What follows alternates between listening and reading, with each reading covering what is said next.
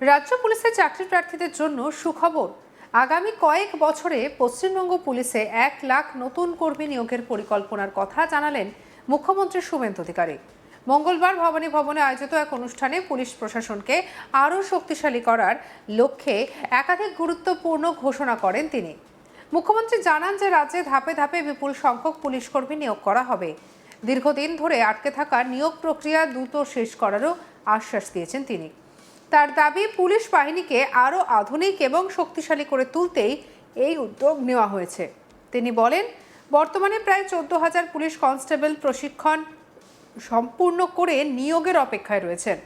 আসন্ন দুর্গাপুজোর আগেই তাদের কাজে যোগ দেওয়ার ব্যবস্থা করা হয়েছে।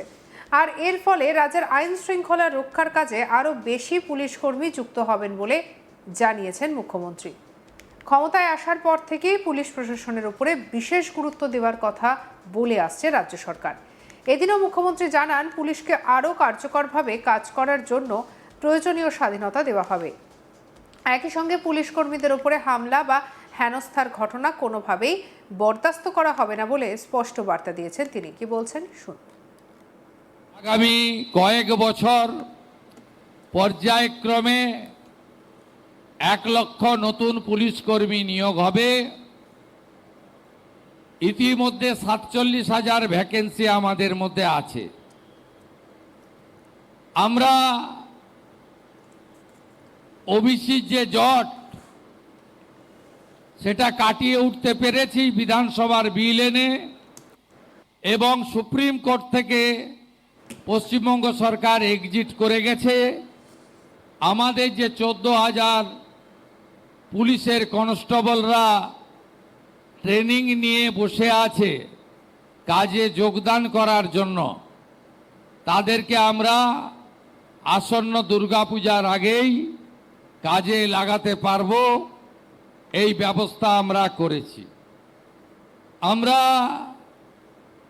পুলিশ কর্মীদের আবাসন, পুলিশ কর্মীদের কর্মস্থল, যেখানে পুলিশের লোকেরা কমিউনিটিতে থাকে তার কিচেন, অন্যান্য যে প্রাথমিক সুবিধাগুলি, তার জন্য আমরা ইতিমধ্যে নির্দেশিকা অর্থ বরাদ্দ করার জন্য ব্যবস্থা নিয়েছি।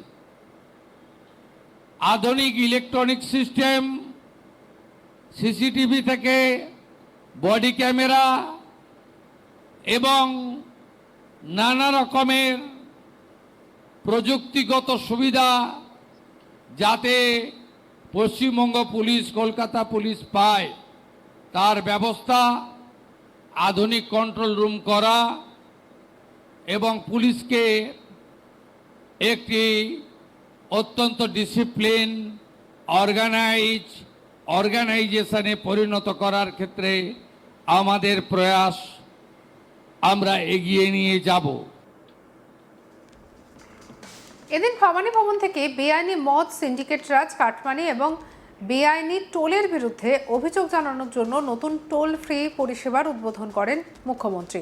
রাজ্যের যে কোনো প্রান্ত থেকে সাধারণ মানুষ এই নম্বরগুলিতে ফোন করে অভিযোগ জানাতে পারবেন।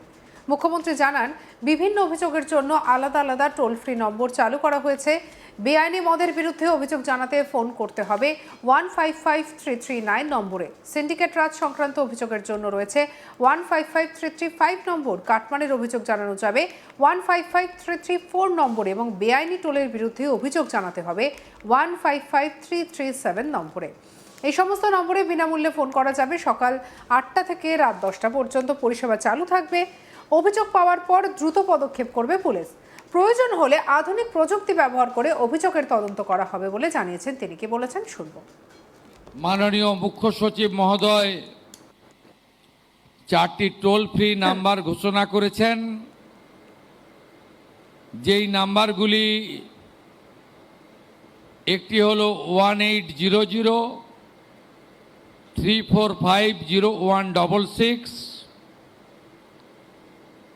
1800 3450167, 1800 3450168, 1800 3450169। গোটা রাজ্য জুড়ে বিগত সরকারের সময় যেভাবে পুলিশ, স্বরাষ্ট্র দপ্তর তথা সামগ্রিকভাবে এই রাজ্যের বদনাম হয়ে গেছে, সেই জায়গা থেকে আমরা বেরিয়ে আসতে চাই। তাই এই টোল ফ্রি নম্বরগুলো আমরা শুধু ঘোষণা করা নয়, আমি এখান থেকে প্রস্থান করে সচিবালয়ে অর্থাৎ নবান্নতে কন্ট্রোল রুমেরও পরিদর্শন করব, যেখানে সকাল 8টা থেকে রাত্রি 10টা এই কন্ট্রোল রুমগুলি চালু থাকবে। একসঙ্গে 4টি লাইনে, একসঙ্গে 4টি লাইনে 5টি নাম্বারে